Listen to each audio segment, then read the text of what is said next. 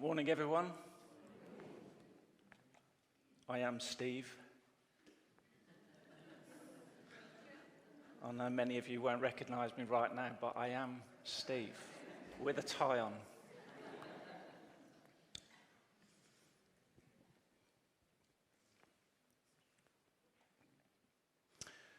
So we met on Friday, Sally, Paul and myself, and obviously with every service we have this sense as to, routine of what we work through. And when we met on Friday morning in the light of Thursday, it was a sense of how do we simplify, how do we strip things back, how do we create a more spacious service. And so well done, Paul. You've led us so well this morning. Ancient history. Yesterday was mind-blowing, wasn't it? Of just seeing things that just have happened through 1,000 years. And just talking to Ethan, that's woken you up, hasn't it? And but just talking about Ethan, who's doing ancient history in Cardiff at the moment, and just that whole thing of, again, we just live in such short-term mindset, don't we? And again, that whole sense of ancient history, something which has been evolving and unfolding over 1,000 years.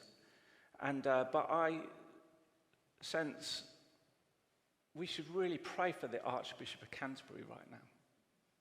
He's going to be speaking to the whole world about Christ.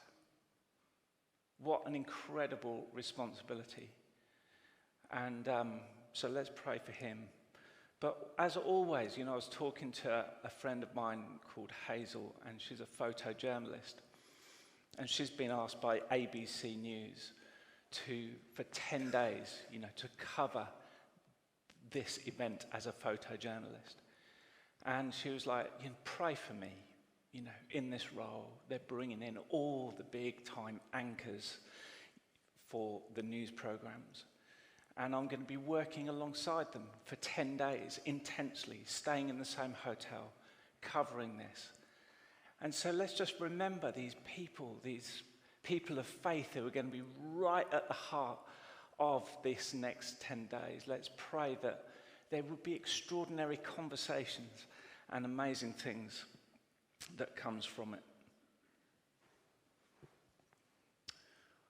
On May the 18th, 1980, the deadliest and most economically destructive volcanic event took place at Mount St. Helens in Washington state. A massive debris avalanche triggered by an earthquake, 5.1 on the Richter scale, that reduced the elevation of the mountain by 1,000 feet, leaving a 1-mile horseshoe-shaped crater.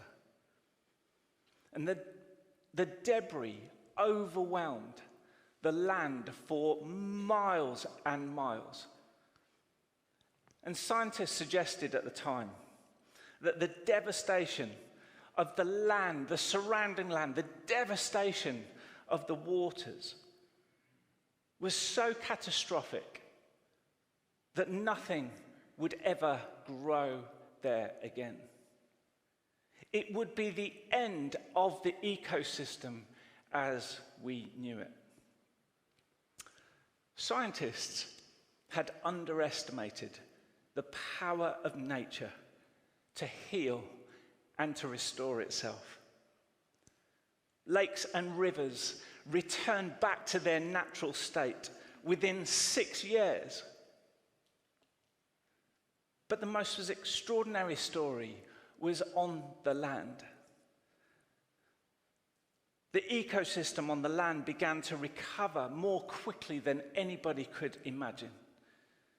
And the reason scientists have discovered is that bits of plant and animal life hidden under rocks and logs survived in the volcanic ash. These little pockets of safety are called refugia. It's a biological term. Anybody heard of that word before? Refugia. Tiny spaces where life hides from destruction. Secret shelters out of which new life emerges. Refugia, places of shelter where life endures in times of crisis. From out of these small sanctuaries, life re-emerges and the world is renewed. How cool is that? I thought it was great. Refugia. I'm giving you a new word. You're supposed to get excited about this. I've got a new word. I'm going to talk about refugia. Over time, through the tiny spaces of life, grew new life and new systems. And from the ash came new life. And once again, the area surrounding St. Helens became lush green. After a week that we've had, it is good and important to gather as family, as community, to remind ourselves that the Lord is always lovingly present and always at work, renewing, restoring, redeeming things that were once lost. Jesus said, blessed are those who mourn. Blessed are those who, in the words of the Message version, have lost what is most dear to them, for they will be comforted. Or in my words, they will find refugia. I think over 70 years, the Lord used Queen Elizabeth as a person of refugia. Over 70 years, the Queen met with 15 prime ministers and 14 American presidents.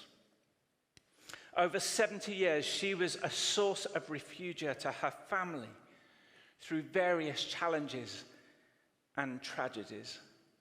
I think she was a safe space where people working through crisis, whether a prime minister or a doctor on the front line, could be honest and real.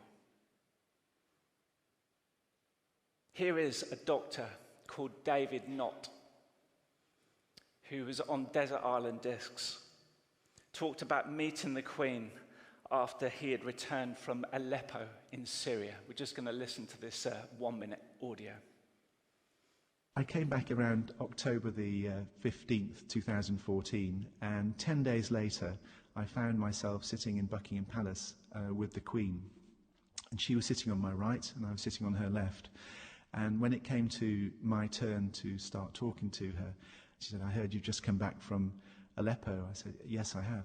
And if you consider coming back from where I just come from, it was the hospital was being blown. Yes. Everything around me was being shelled, and I'm coping with children that were really badly damaged.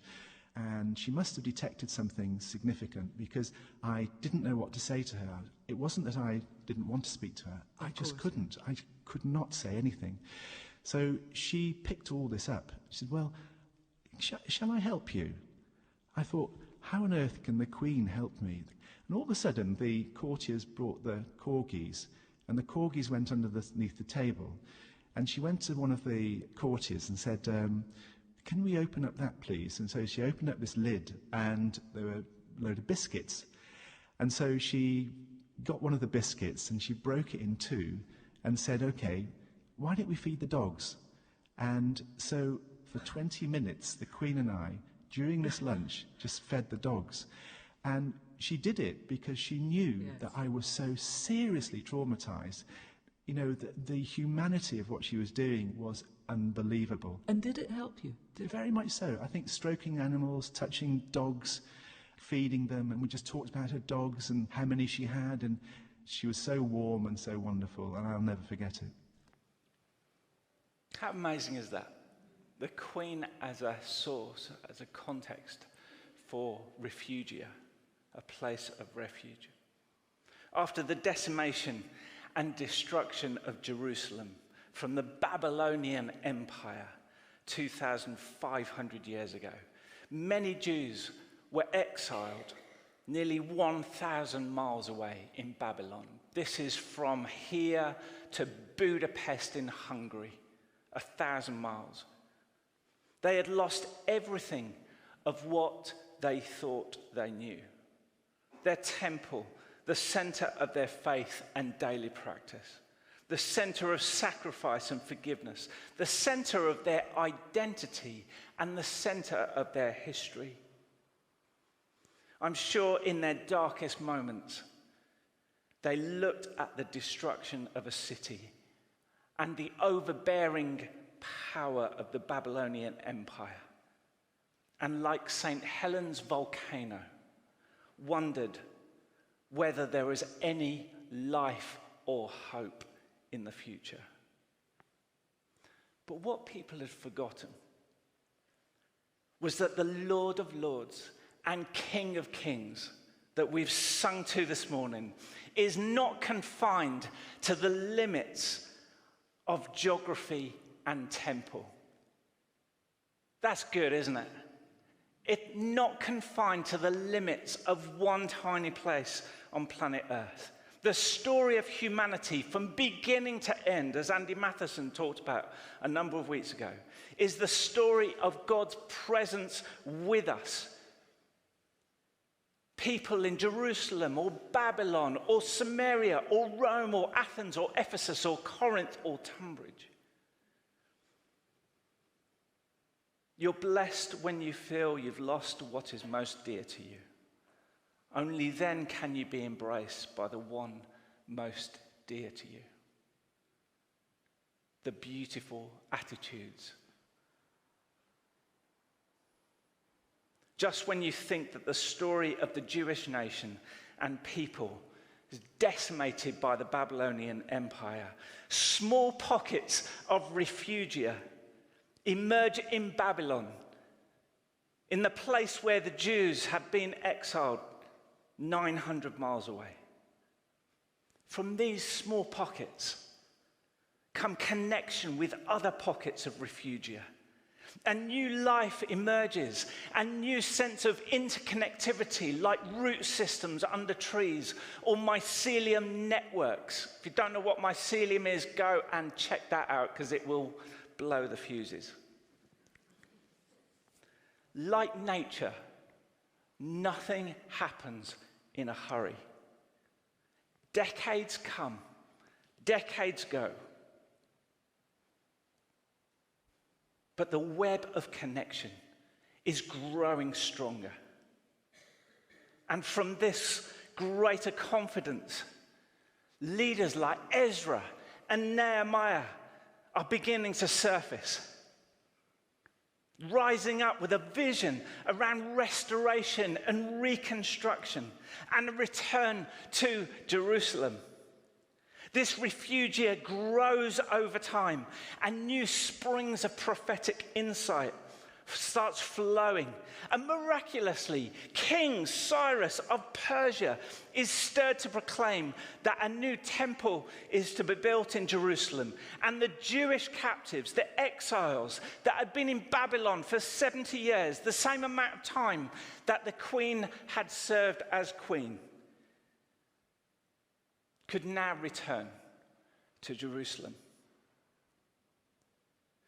You only need a tiny bit of refugia for the world to be renewed and restored.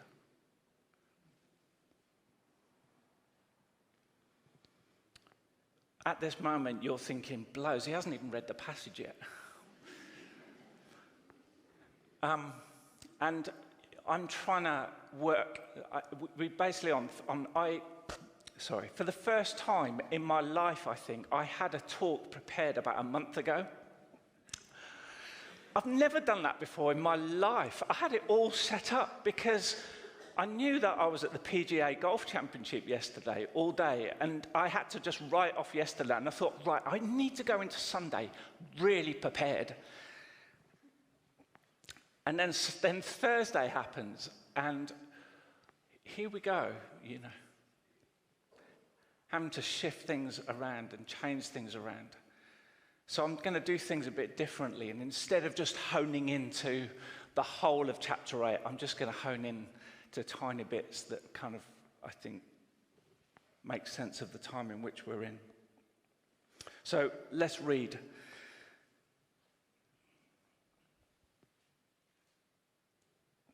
Sorry, I've gone off piste.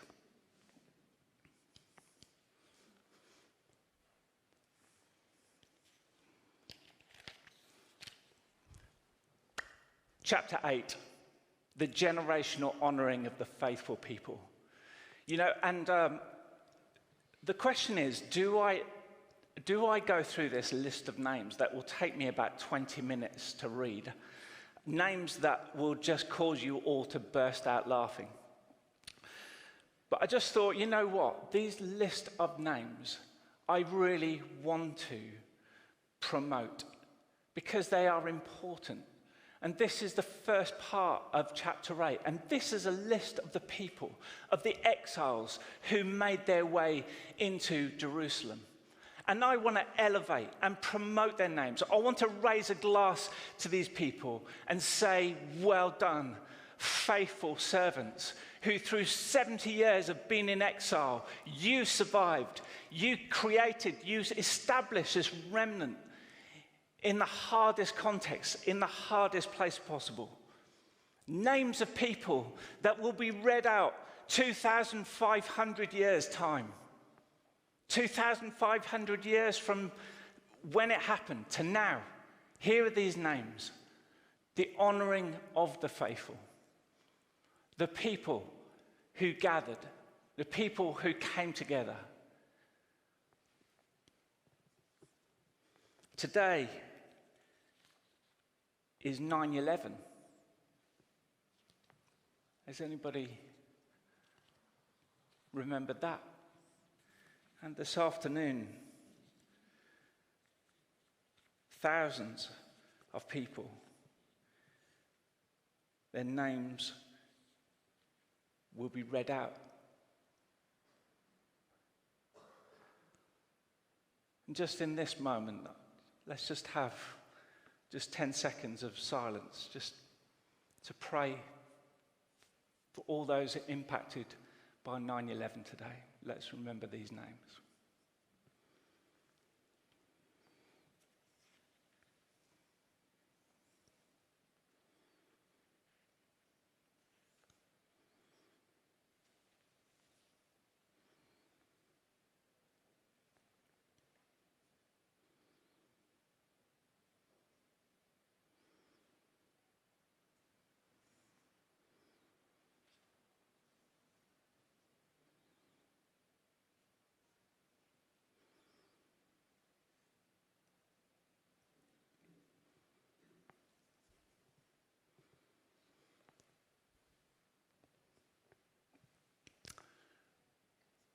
Amen.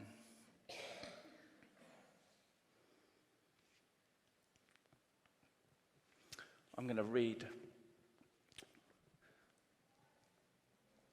the return to Jerusalem, Ezra 8, from verse 15. I assembled them at the canal that flows towards Ahava, and we camped there 3 days. When I was checked among the people and the priests, I found no Levites there. So I summoned Eleazar, Ariel, Shemaiah, Elnathan, Jarib, Nathan, Zechariah, and Meshullam, who were leaders, and Joaribib, and Elnathan, who were men of learning. And I sent them to Iddo, the leader in Casiphia. I told them what to say to Iddo and the kingsmen, the temple servants in Casiphia, so that they might bring attendants to us for the house of our God. Because the gracious hand of our God was on us, they brought us Sherebiah, a capable man from the descendants of Mahali, son of Levi, the son of Israel, and Sherebiah's sons and brothers, 18 men, and Hashabiah, together with Jesaniah from the descendants of Moriah, and his brothers and nephews, 20 men.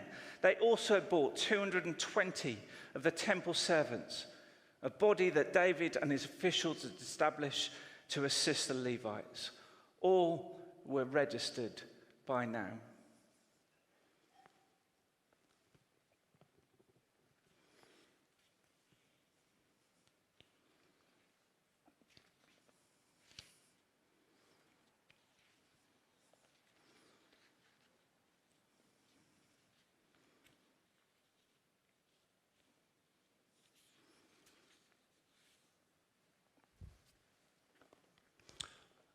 I'm a bit all over the place this morning, as you can see.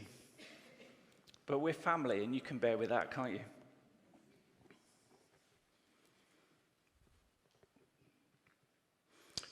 The return to Jerusalem. These extraordinary people returning and coming together by a river.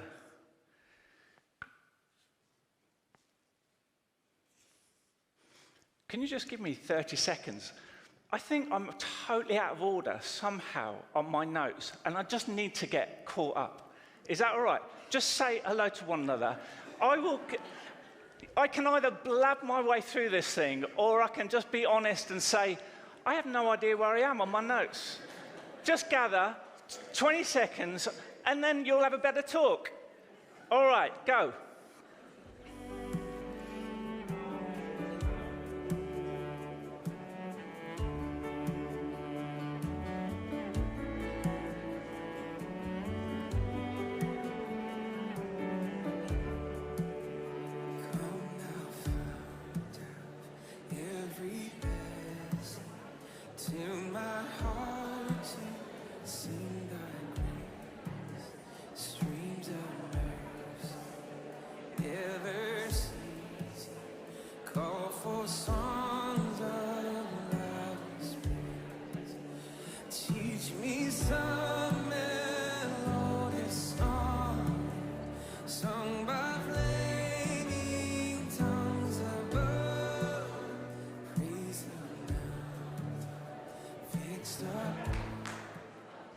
I am there. You'll be pleased to know I am there. I have found where I am in my notes. Thank you.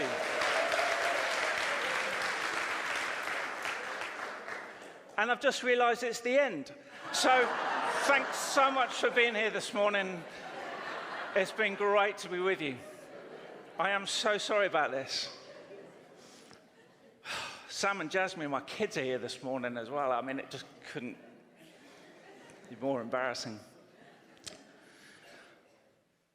I loved that they camped by the river for 3 days before starting the 1,000-mile walk, so that Ezra could review all those who were ready to embark on this journey. Can you imagine preparing yourself, 70 years, generations talking about this moment of returning to Jerusalem, and you finally get to the river to prepare for that incredible 900-mile, 4-month journey? Imagine the frustration of sitting around when you've worked up this moment for decades. But this, I think, is where Ezra is brilliant as a leader. I think there is so much strategic thought. There is a wisdom in keeping things slow. And it's this approach that enables a time to review who is with us. Have we got the right people to make this journey? And I think early on he realizes the imbalance. There are so many priests and not many Levites. Do I want to spend the next 4 months of my life walking with a load of vicars?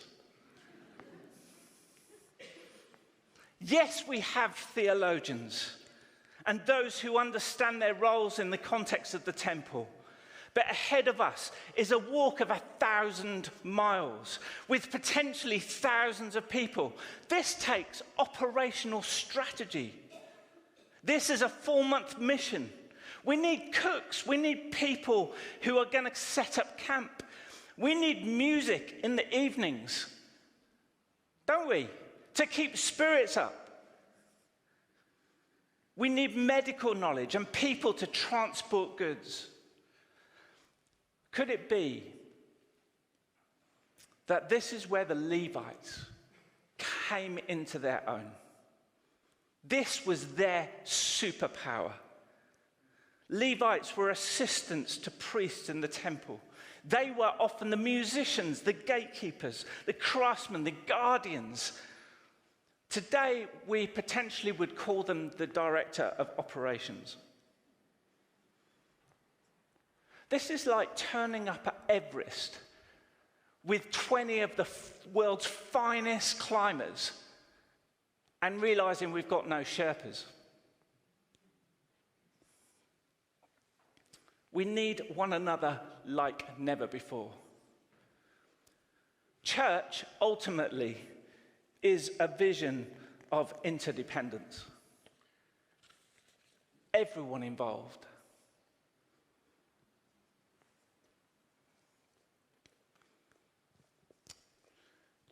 8 from 21. There by the Ahava canal, I proclaimed a fast so that we might humble ourselves before our God and ask him for a safe journey for us and our children with all our possessions. I was ashamed to ask the king for soldiers and the horsemen to protect us from enemies on the road, because we had told the king, the gracious hand of our God is on everyone who looks to him, but his great anger is against all who forsake him. So we fasted and petitioned our God about this, and he answered our prayer. This exodus away from Babylon is a huge moment. After 70 years, for me, I read this passage, and on the one hand, I see a man of extraordinary faith and leadership and courage. And on the other hand, I wonder whether this part of the passage reveals a leader trying to work through understandable insecurity or sense of personal doubt. The passage talks about Ezra being ashamed or maybe embarrassed to ask the king for protection. Maybe when Ezra originally spoke to the king, he walked in feeling like Bear Grylls, where nothing was a problem, thinking about the parting of the Red Sea, thinking about just had a good coffee in the morning, was feeling on top of it. God can do anything. And maybe here we are seeing another aspect.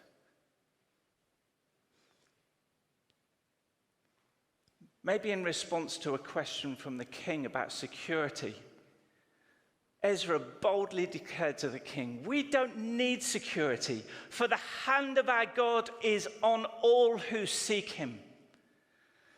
Ezra was leading the most wonderful and faithful servants and teachers of the law, theological and temple heavyweights on a 1,000-mile walk to Jerusalem, carrying the most precious treasure that would be presented to the temple. And all this with no military or security on paths and roads that were notorious for attacks and ambushes. You can understand the insecurity, the weight on the shoulders of Ezra. And in response to this overwhelming challenge, Ezra calls the people to unite in prayer and fasting. Ezra knew the power of what happens when people come together to pray and to fast. Prayer is not about twisting the arm of God. It's not a technique for getting the things we want. Prayer is relationship. It's about connection and seeking and finding and receiving and giving. This is humility and recognizing our total and utter dependency upon God. I find it interesting that the walk of 900 miles doesn't start with a sermon. It starts with humility and prayer and fasting. I find it interesting that very little is said about this walk. There's in verse 31, it says, "On the 12th day of the first month, we set out from Ahava Canal to go to Jerusalem. The hand of our God was on us, and he protected us from our enemies and bandits along the way. So we arrived in Jerusalem, where we rested 3 days." 4 months, 2 verses, 1,000 miles. That's a bit of a downer, isn't it? Because I'd love to have known what that 1,000 miles would have been like. But 2 verses covering 4 months and 1,000 miles.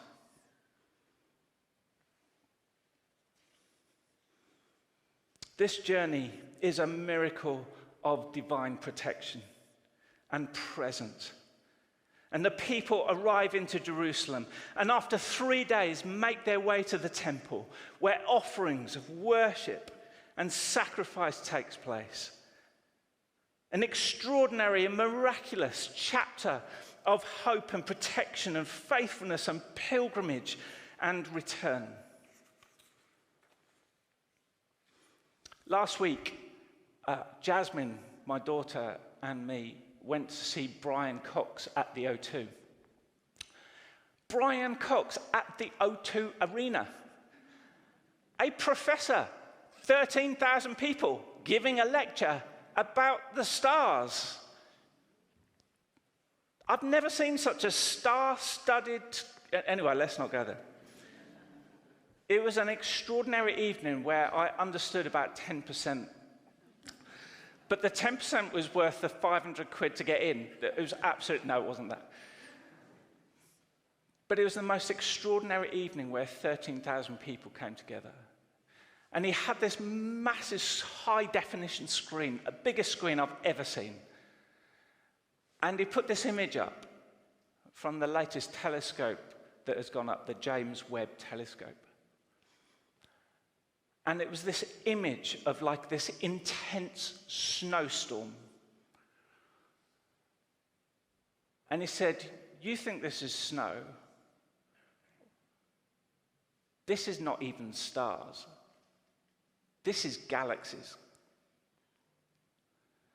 And you're like, oh my life, right across this O2, every bit of light was a galaxy made up of billions of stars.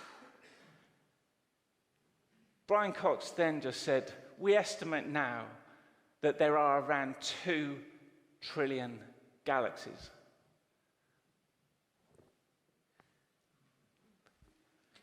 Two trillion galaxies. After a week that we've had, it's good to take a step back and think about the Lord of heaven and earth, the Lord of all history, the Lord of all time, the Lord of all millennia, the Lord of heaven and earth, who is before all things, whether thrones or rulers or powers or authorities. 1 Corinthians 3, all things are yours, all things. Whether the world or life or death or the present or the future, all are yours. Isaiah writes about the Lord being the everlasting God, the creator of the ends of the earth, who does not grow weary and whose understanding is unsearchable, who gives power to the faint and strength to the weary.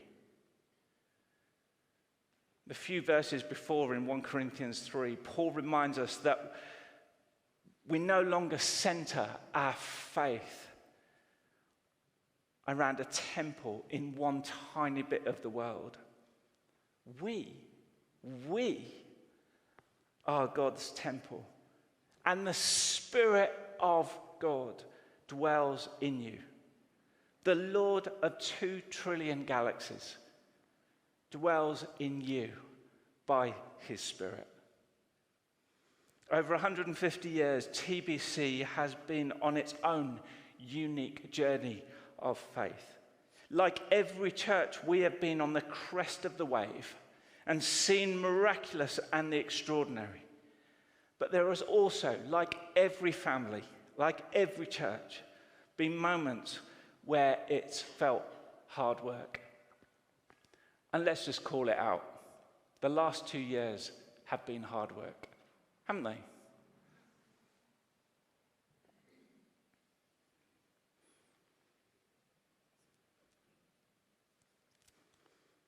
But here we are on the 11th of September 2022, at the start of this new era.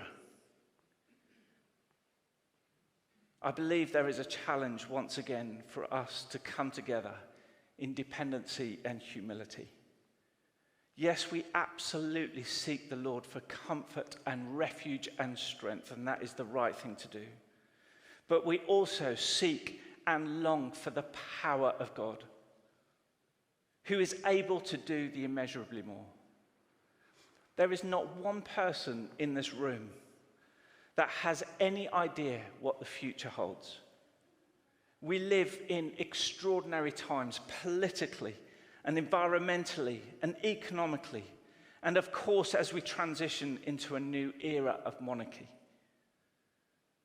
But today, amongst all the questions and uncertainties, let us never lose sight of the Lord of the 2 trillion galaxies, who at the same time is in the intimate and small details of our lives, of our church, of our workplace, of our community and home. Let us not lose sight of the power and potential and healing and wisdom and life and comfort and resource that is able to flow from this place as a result of us being together. This does not come through striving and efforting. This comes from a place of humility and hunger and thirsting and dependency, individually and collectively. So in this new era of history, as I draw to a close,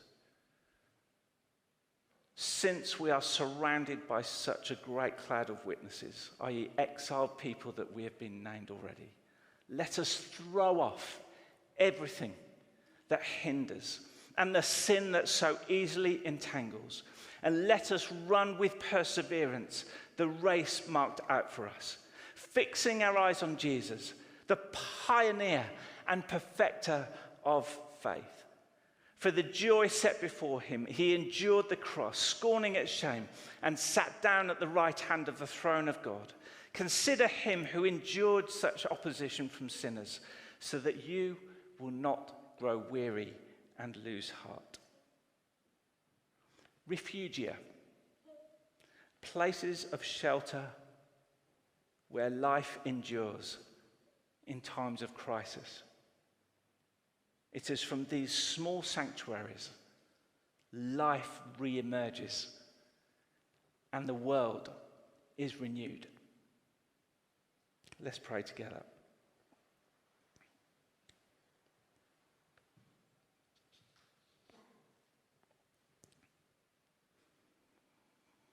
Lord, how I long to be renewed. The past few years, the past week has felt relentless. It's been extraordinary. And Lord, I look to you for comfort and strength and words of perspective and hope. But I look to you also for your power to heal and to transform me, to transform us.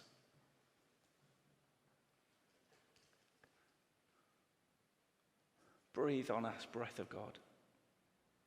Breathe new life into us, we pray. Fill us with life anew.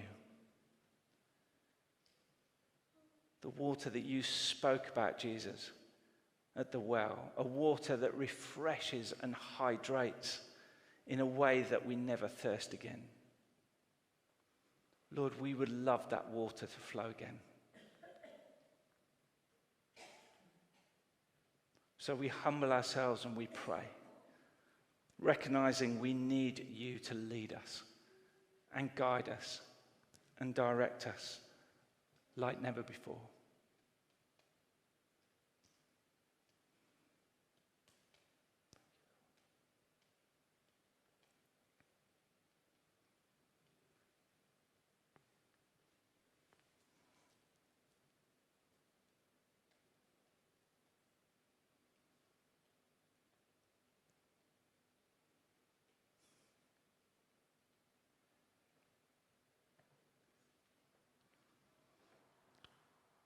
Can we stand together?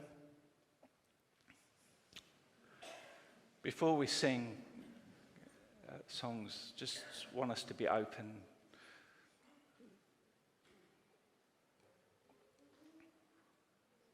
Breathe on me, breath of God. Fill me with life anew. Lord, where we have run dry, where we have run weary, where things have become formulaic,